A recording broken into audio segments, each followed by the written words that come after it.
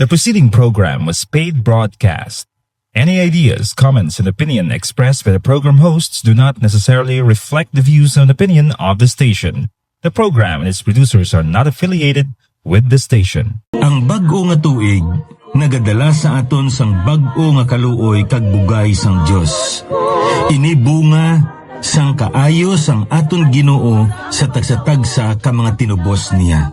Gani pagig-upod kamo sa akon, kay sa sulod sining 30 ka minutos, aton pagapamanduman ang mga prinsipyo kag pagtulunan sang pulong sang aton Ginoo na tuhoy sa bag-o nga tuig. Bag-o nga kagayinan kag handom sa pag-alagad sa Dios kag sa pagtuon sang iya pulong. Ang dinalan sa kasulatan sa aton sining nga adlaw makita sa mga Hulubaton kapitulo 10. Kag akon pagabasahon ang versikulo 22. Ang pulong sa Dios nagpayag sa aton sa mga Hulubaton kapitulo 10 versikulo 22. Ang pagpakamaayo sang Ginoo nagapamanggad kag wala siya nagadugang sing kasubo sa sini. Thank you, Lord, for saving my soul. Thank you, Lord, for making me whole. Thank you, Lord, for giving to me thy great salvation, so rich and free. Ang ini nga kalantahon, isa ini siya sa mga kalantahon nga ako na memorize sang gamay pa ako. Kagkatahom sa sini kalantahon kay nagapahayag ini sang kaluwasan nga ginhatag sang aton Ginoong Jesucristo sa imo kag sa akon. Ginluwas niya kita, ginbag-o niya kita, ginugasan niya kita. Kay ang iya dako nga kaluwasan, tamaan kabunayag kag libre. Amo ini ang paglaragway sang Ginoo kag sang iya bala niya pulong sang imo kag sang akon nga kaluwasan. Libre ini kay may nagbayad. Libre ini kay may nagantos sa aton nga mga sala.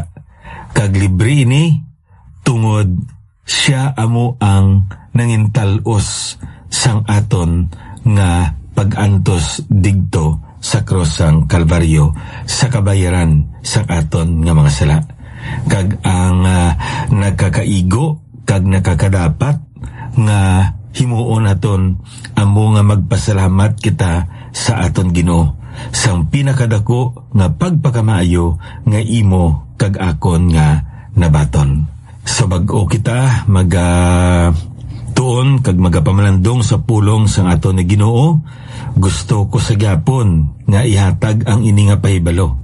Kung nagapakig-upod ikaw sa aton sa pagtuon kag sa pagpamalandong naton sa pulong sa Ginoo, apang wala pa ikaw sing Biblia nga ginakaptan kag ginatun-an kag ginabasa dira, may mga libre kita diri nga Biblia nga gusto naton nga ihatag sa inyo.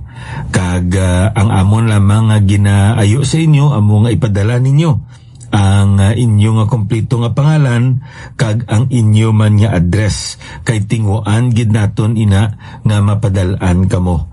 So ipadala ninyo ini sa akon diri nga cell number 0917-1880-832. Liwaton akon 0917-1880-832.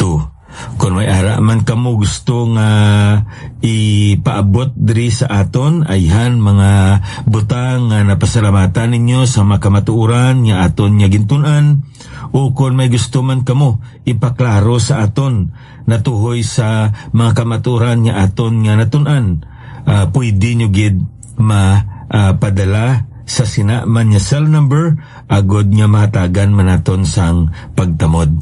Kay naibaloan naton nga ang pulong sa Ginoo tamaan kadalom kag tamaan ka lapad, nga hindi naton matungkad kag matakos ang manggad sang kamatuoran nga ginatudlo sang pulong sa Ginoo sa aton. Kag kinahanglan naton ini nga amat-amat nga hibaluan. So amo ining pagpangangkat diri sa aton.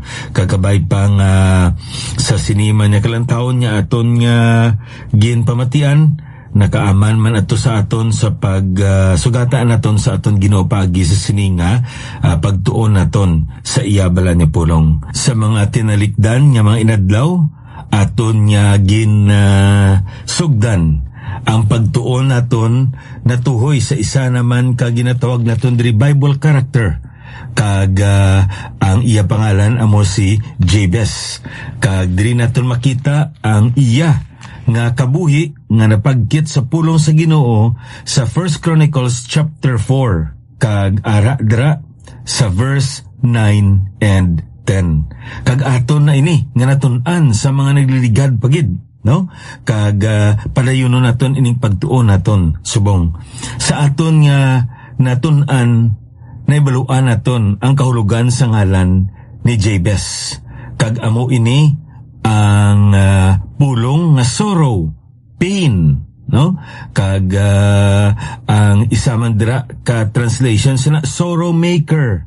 Amo ina ang kahulugan sa pangalan ni Jabez. Pang isa lang kabutang nga makita man naton sa pulong sa Ginoo. Nangindungganon siya kag paano ini? Wala niya ginpanugutan nga ang iya mismo nga pangalan o kon ang mga katawan o kon ang mga palibot niya o kon ang duog nga sa dinyara siya amo ang magadikta kung paano siya magkabuhi. Kung hindi, ginpangita niya kabubuton sa Diyos kag nagkabuhi siya suno sa tudlo sang Ginoo sa iya paagi sa iya balaan nga pulong. Amo ina nga nangindungganon si Jabez. Kag nga isa ka butang nga makita naton diri. Amo nga paagi sa iya pangamuyo. Kag nga ang mga butang nga iya diri nga ginapangayo aton man nga makita kun nga ginkabig siya nga isa ka dungganon nga tawo. Kag nga aton subong pagalantawon ining mga apat ka mga butang diri nga pangayo ni Jabez. Kagkabay pa nga paagi sini aton man masunod ang ini nga pangamuyo kay katahom sini nga pangamuyo. Kag ang isa diri ka kamatuoran nga nakita naton sang tinalikdan nga adlaw amo nga nakahibalo si Jabez kun diin siya magpangayo sang bulig. Kag ang pagpanawag niya diri sa aton nga Ginoo amo ang Diyos sang Israel. Kag nagapakita ina sang iya ihibalo, sang iya nga pagangup kung sino ang Diyos nga iya nga ginapangayuan sang bulig. Ang Diyos nga iya ginapangamuyuan. Kag kung aton diri usisaon, ginakilala niya nga Diyos siya sang iya nga mga ginikanan. Diyos siya nga nagpakigkatipan sa iya nga mga ginikanan. Kag tungod sini ang iya nga ginapilar sa aton nga Diyos nga himpiton sang Diyos ang iya nga katipan sa iya mismo nga ginikanan paagi sa iya. Kag amo ning katahom diri nga makita naton nga kung sa aton pagginoo kung ginpakamaayo gintipigan nimo kag ginpatin-ad nimo si Abraham nga among akon nga ginikanan tungod sang imo nga katipan Ginoo sa siningation pakamayo ha preserbahang akon kabuhi kag patin-ara ako subong sang imo nga ginpakamaayo sa kay Abraham tungod bahin ako sa sina nga katipan. Katahom sina nga kamaturan dra nga makita naton. Kag naghatag diri siya sang mga apat ka mga butang nga iya nga ginapangayo sa aton nga Ginoo. Diri sa versikulo 9, duwa lamang ini ka bersikulo ang pagraragway sang pulong sa Ginoo sa aton sa kabuhi ni Jabez. Kag amo ining ginambal diri. Si Jabez labi kadungganon sa iya mga utod. Kag ginhingalanan siya sang iya iloy si Jabez nga nagasiling bangod nga ginanak ko siya sa kasubo. Si Jabez nagtawag sa Diyos sang Israel kag nagsiling, o nga pakamayuhon mugid ako. Amo inang nauna nga ginpangayo niya Ikadua, kag palaparon ang akon ginsakpan. Ikatatlo, kag nga ang imo kamot magbuylog sa akon. Kag ang ikapat, kag bantayan mo ako gikan sa malaot, agod nga ini indi magpasubo sa akon. Kag ano ang resulta sang sini nga pangamuyo ni Jabez? Kagintugot sang Dios sa iya ang iya gin pangayo. Ang ini nga kamatuoran nga makita naton sa pulong sa Ginoo nagatudlo sa aton nga mo sini. May pangamuyo nga sabton gid sang Dios. Apang may mga pangamuyo man nga indi pagsabton sang Dios. Kung sa aton pa indi niya pag-itugot, indi niya pag-ihatag sa imo kag sa akon. Ti paano tanang nibaluan? Si Santiago mismo nagambal sina. Ang ini nga dinalan sa Santiago Kapitulo 4, versikulo 3, nagpahayag sa aton, nagapangayo kamo kag wala makabaton. Bangod nga malaot ang inyo pangayo, agod nga mahinguyang ninyo sa inyo mga lakas nga balatyagon. Di ko na aton ng taon ang ini nga dinalan sa kasulatan, andaman naton ang aton gali nga pagpangamuyo. Kay may posibilidad nga ang aton nga pagpangamuyo, wala gali ina. Sing pulos. Kay nga aman, hindi inasibo sa kabubuton sang Dios. Amoy nang isa kabutang aton nga natun-an, dapat gid nga ibaluon naton ang kabubuton sang Dios. Agud kon magpangamuyo kita, ang ginapangayo naton kabubuton gid niya. Kag paagi sini, may ara kita kasiguruhan nga sabton niya ini. So diin natin makitang kabubuton sa Diyos sa iyablan niya pulong. Amo ni ka-importante ang pulong sa Ginoo nga dapat gid naton pagatamdan.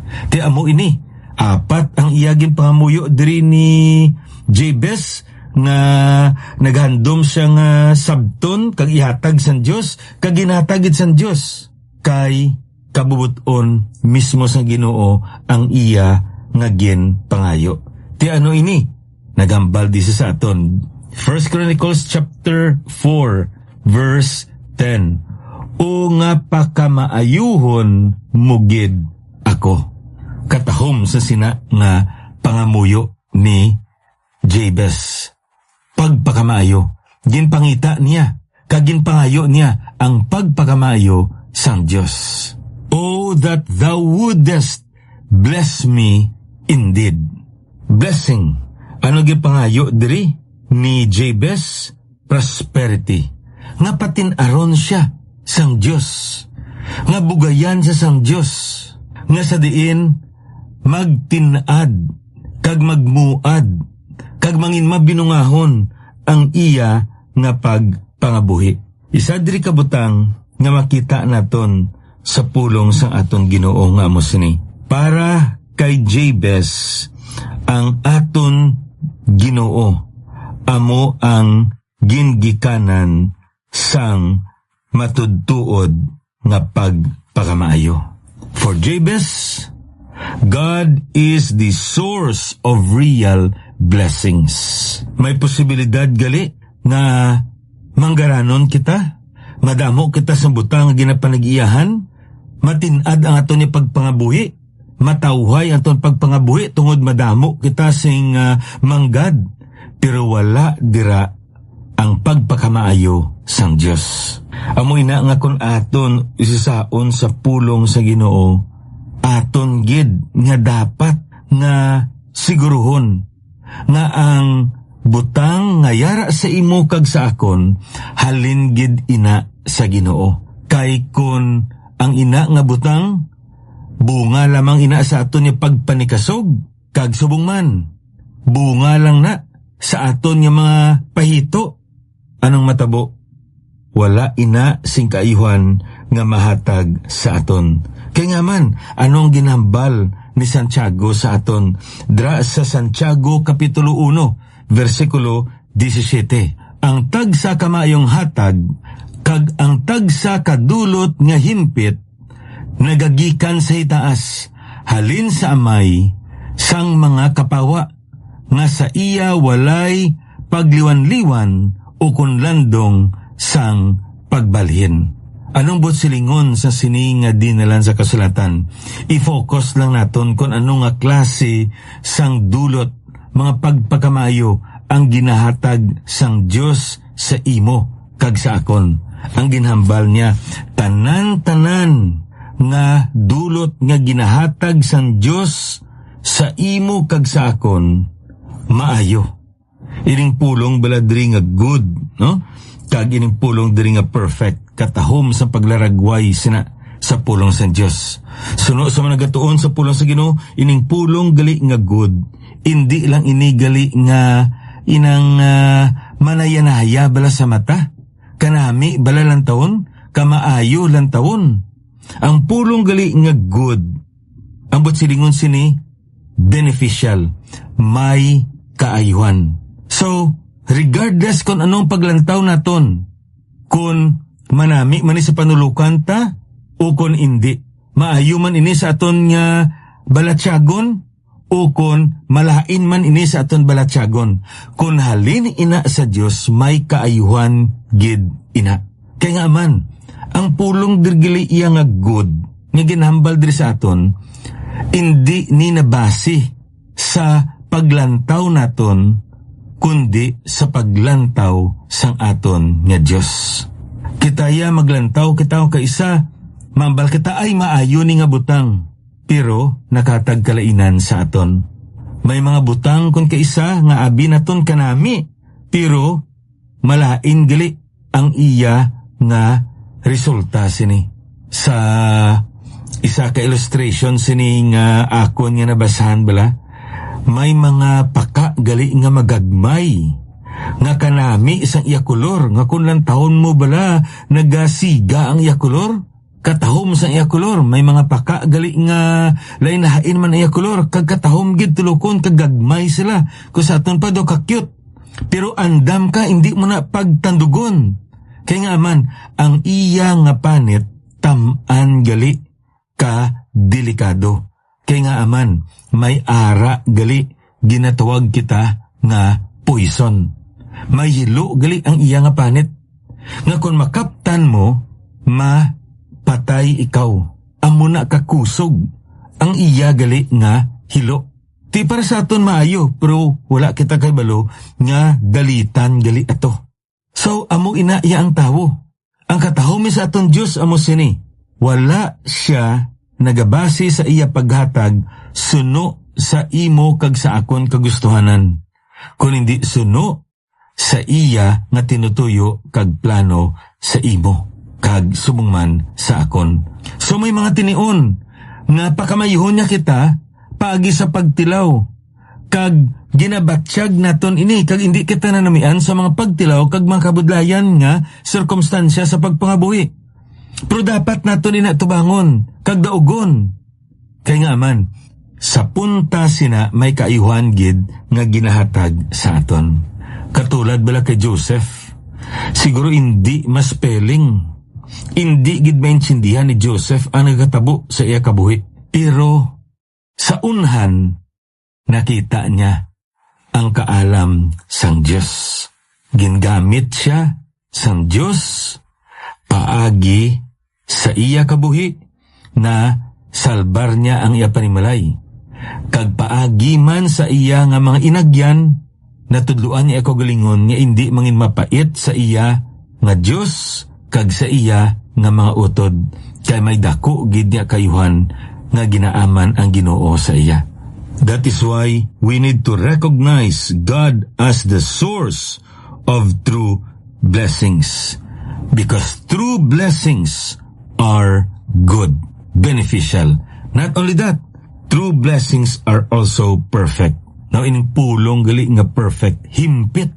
Ang butsilingon man sinigali, nagakaigo gid, nagakabagay gid ang ina nga pagpakamayo nga ginhatag sang Dios sa imo, kag subong man sa akon.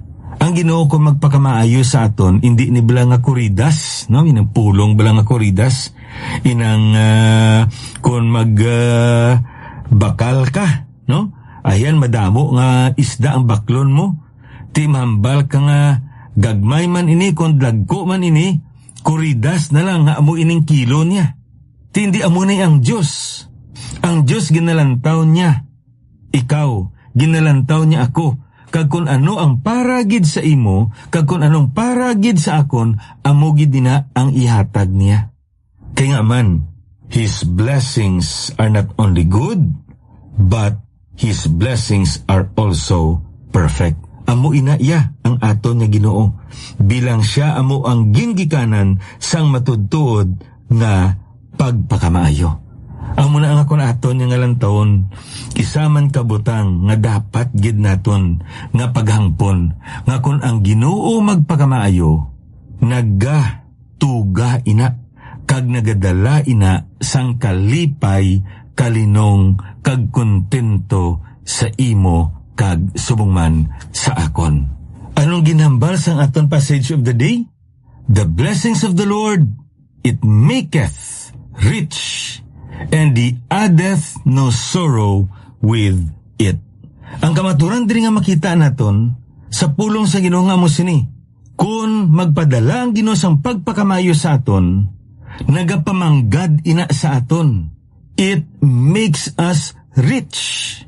Ano bot silingon sini sang manggadri? Kag ari pa nang ginambala pa diri sa aton, kag wala siya nagadugang sing kasubo sa sini. Kung sa aton pa wala niya kita ginapaamanan sang kasubo. Kung hindi, kalipay. Kung hindi, kalinong. Kung hindi, pagka-kontento. Now, kung ang taon naton ang ininga dinalan sa kasulatan, dako gid ang ginatudlo sa aton na tuoy sa pagpakamaayos ang Diyos. Kaya ang pagpakamaayos ang Ginoo, nagapamanggad sa tao. Ano bot silingon sina? Ang matudtuod nga manggad nagikan sa Diyos. Kag nagadala ini sang ginambaldi sa aton manggad. Ano bot silingon sina? It means fulfillment and well-being. Kaayuhan naton. Hindi maghatag ang Diyos sang pagpakamaayo, sang manggad sa imo, sang propiedad sa imo, sang pagkabutang sa imo kag sa akon, nga makadulot sang kalainan sa aton. May mga tinion nga amo ina ang butang nga naghatag sang kalainan sa aton, hindi tungod kay amo ng plano sang Diyos, kundi tungod wala naton maamligan sing maayo ang ina nga pagpakamaayo nga ginhatag sang Diyos. May mga kilala kita iyan. Ako may ara ko kilala nga para sa akon ang Ginoo nagsabat gid sang iya pangamuyo. Nga sa diin makagwa siya sa aton nga pungsod, makatrabaho sa iban nga lugar, kag makakita sang kwarta agud nga makabulig sa iya panimalay, kabisan pa sa iglesia. Ang kasubo lang kasang digto na siya sa guha. Nalipatan niya ng iya panimalay, nalipatan niya ng iya iglesia. Kag masubo pagid, kay atong pagpakamaayo kung tani isang Diyos sa iya, amo man ang gingamit sa kalibutan kag sang kaaway, nga magpalayo siya sa naghatag sa sina nga pagpakamaayo sa iya. Di kasubo, kay sa tutuod, amo iniya ang tinutuyo sa pagpakamay sa Ginoo, maghatag sa aton sing kalipay, makahatag sa aton sing kahumanan sa pagpangabuhi. Kaya amo ina ang handom sa Ginoo sa aton. Kung aton nga lang taon, ang kalibutanon nga manggad nga naangkon sang tawo, paagi sa malaot nga pamaagi, ano gagatabo? Nagaupod dira ang ginatawag naton kahadlok. Naibaluan naton madamo sa mga katawhan nga nagmanggaranon pero kinawatan ang ilang nga manggad. Kag ginakulbaan sila. Kay naibaluan nila nga bisan ano nila ka tago, mabalaan gid ina. Iti ang prinsipyo sa pulo sa Ginoo, no gani? Be sure your sin will find you out. Ti kun ara na sa sila ang tawong kahadlok, anong katabo? Mas stress man siya. Kag kun stress siya, anong matabo? Gabatsyag sa sang guilt. Kag kun ara na ganing guilt, kag nagpanghikot na, anong matabo? Gaabot ang regret. Baw nga, nga ginhimo ko man to. Tani wala ko nalang ginhimo. Tani sa amo sini ginuntatan gid nakon dayon. Nga amo sini ti kun aton niya lang taon ina tungod kay ina nga pagpakamaayo na baton nimo tungod indi sa pagpakamaayo sang Ginoo kundi sa indi nagakaigo o kon malaot nga pamagi. That's why kung aton gali nga lang taon, ang matutuod gid nga pagpakamay sa Ginoo, wala dira sang kasubo, kundi kalipay. Ang pagpakamay sa Ginoo, kagalin gid sa Ginoo, hindi iya makahatag sa aton sang kabalaka, no? O kun sang ginatawag naton dira nga paginulsol. Kun hindi, kun halin ina sa Ginoo, ang aton ni pagsalig hindi sa pagpakamaayo nga ginhatag sa aton kundi sa naghatag sa aton sini. Kag tungod sini madula man ina ang pagpakamaayo o kung magapadayon man ang pagpakamaayo, ang akon kag ang imo kabuhi napasad sa naghatag hindi sa ginhatag. Kaya hindi lang mga masina. Kung halin ina sa Ginoo, kag may kalipay ina, may kalinong, kag kontento, kahapos sa imo ang magpaambit kag maghatag man para sa iban. Nga man, naibaluan nimo nga iya iniya sang Ginoo, kag indi ini sa imo kag sa akon nga pagpanikasob. Kag tungod sini, tungod iya ini, dapat manginpalagyan ikaw, manginpalagyan ako sang pagpakamaayo para sa iban, gikan sa ginhatag sang Ginoo sa imo kag sa akon. Amo ini ang kamatuoran nga makita naton sa pulong sang Dios. Sa madason naman ni broadcast, ini ang nyabyan, alagad sa kanginan, Pastor Neil Vilches, ang Ginoo magapakamaayo sa inyo.